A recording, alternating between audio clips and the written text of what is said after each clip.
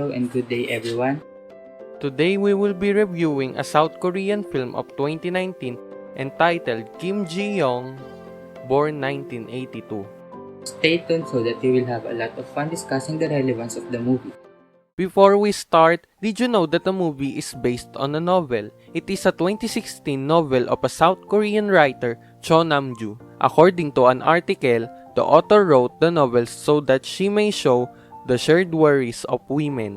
And in 2018, the novel became a million seller despite mixed opinion. This film adaptation of the best-selling novel of the same name reunites trained to Busan actors Jung Yoo-mi and Gong Yoo. The movie premiered in South Korea October 23, 2019. Here in the Philippines, the Filipino moviegoers had an opportunity to watch the movie on the big screen as it was screened last February 2020, before the pandemic struck the country. Okay, so Kim Ji-young is a 33-year-old wife and mother of a young daughter. Before giving birth and deciding to stay home with her baby, Ji-young worked at a marketing firm. When she was working in the said firm, she wanted to continue working even after marriage and parenthood. However, the traditional views made it difficult for her to pursue what she wanted. Then after marriage, as mentioned earlier, she stopped working and became a housewife.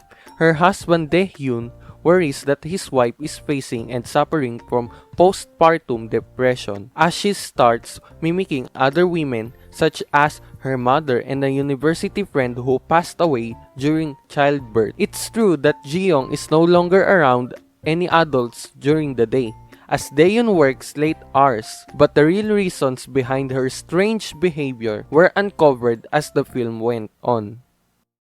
Aside from telling you a glimpse of the movie, here we are to discuss the following questions on what we have learned, observed, and how we have seen the reality from the movie. Let's start with this podcast with this question. What are your insights on the movie that you watched? I saw an individual who did not want to be limited by the norms and tradition. Me too, and how she survived and conquered the obstacles given by the society.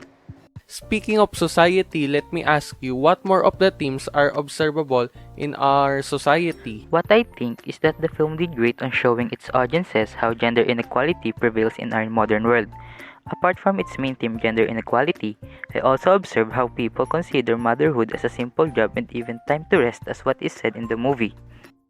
The movie tackles the issue about patriarchy. Patriarchy is a hypothetical social system in which the father or a male elder has absolute authority over the family group. What are your insights about this type of social system? I believe that all individuals have the capability to lead, to strive, to achieve their dreams regardless of their sex, race, and status. Not just because men are regarded as strong in history is that we follow that false mindset. I believe that there should be a change in the views of people. I agree with what you said, Jacob. As what is stated in many history books, male should be the dominant one and is considered as the gem of the family. But it may be favorable for us since we're both men, but I still disagree with this concept because personally speaking, there are many girls in my family and I don't want them to feel weak, to feel not enough, and to feel unimportant. And also because we are now in the 21st century, girls had already proved their worth and they can lead, excel, and do great in many fields as what males do. I second the notion, and here's the next question.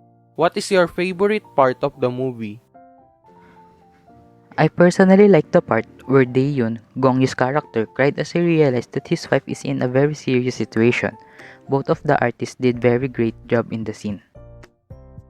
My favorite part is that when I saw Daehyun or the character of Gong-yoo as a loving husband, he's not the type of husband that belittles what their better half does in life. In many ways, he has shown his support, care for Ji-young. He loved his wife to the point that he is willing to allow his wife to work even if he has to leave his job for a while. Even in my personal beliefs or personal faith, I'm happy na ipinakita talaga sa mga scenes na ito na God meant marriage to be partnership, not just for romantic love. That for better and for worse, the couple should help each other. So, considering the technicalities of the film, what are your comments on the portrayal by the actors? I believe that the cast did a great a really great job in portraying their given characters and in delivering their lines. And for no wonder, the film won several awards. Here's another question. What part of the film intrigues you the most? Let me share mine first. I was intrigued in the part where the father of Ji-young bought the box for her that she needed when they are already in that situation, where Ji-young is suffering from that mental challenges. I mean, is it only that time when he realized that he isn't being fair with his 3 children? Like what about the past years? Yeah, I think it's a good point. For me naman, I was intrigued by the inequality, of course. Being born male is not a prerequisite to success. And I also do believe that success is not limited to having a high salary or a life that does not worry about money. But what intrigued me the most is the mindset of some of the people in the movie because they judge that Kim Ji-young is a lazy or a wife that lives dependent on her husband's hard-earned money. But it is the opposite of the reality. Childbearing to child-rearing is a really tough thing to do. Moving on to our next question. Most of the films may have a particular scene that is really meaningful. Maybe it is literal or not. But what meaningful scenes have you observed in the movie and what do you think it means? For me, it's the scene where Ji-young and her sister were playing near a big world map and pointing out what countries do they like to visit one day. Her sister picked the countries like Sweden and Denmark, and when Ji-young asked the reason why she picked it, she just simply said, because there are no Koreans there. I think this scene shows how kids perceive their toxic traditions and how they look at girls. And she just wants to be away with those people who will treat and look at her like that.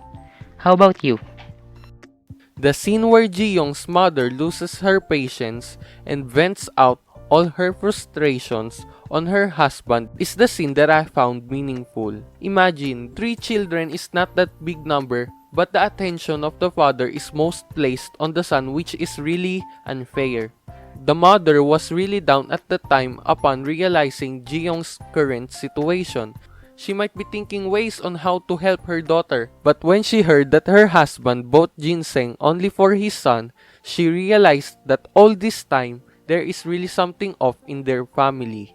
You know, Jeph, the thing that matters when watching a movie for any purpose is the moral lesson that it will impart in our life. So we're down to our last question. What is the lesson from the film that you will apply to your life? This might be cliche, but it's the don't be judgmental. Everyone have their own individual fights and roads to go through. It doesn't hurt to act kind with anyone, right? Especially those who we didn't know. We don't know their hardships, and what if that simple bad word you say about them or the way you act towards them is the only thing they are waiting for them to give up?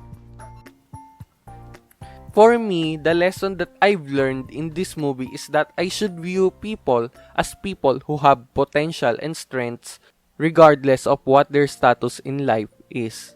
Another thing is that the movie promotes mental health awareness, that depression and other mental health disorders are not a product of vain attention seeking but of the emotional scars that a person has and from his or her bad experiences in life as well. Emotions and feelings should be dealt properly so that any hidden subconscious within me will not arise once I'm in a moment of pressure. So that concludes our movie review for Kim Ji-young, born 1982. It is very nice talking about this movie, about the issues and topics it tackled. I enjoyed reviewing the film since it's relatable at some parts and the meaning and lessons it gives are very meaningful. Jeph, let's say goodbye to the viewers who stay tuned to our video up until the end. Bye!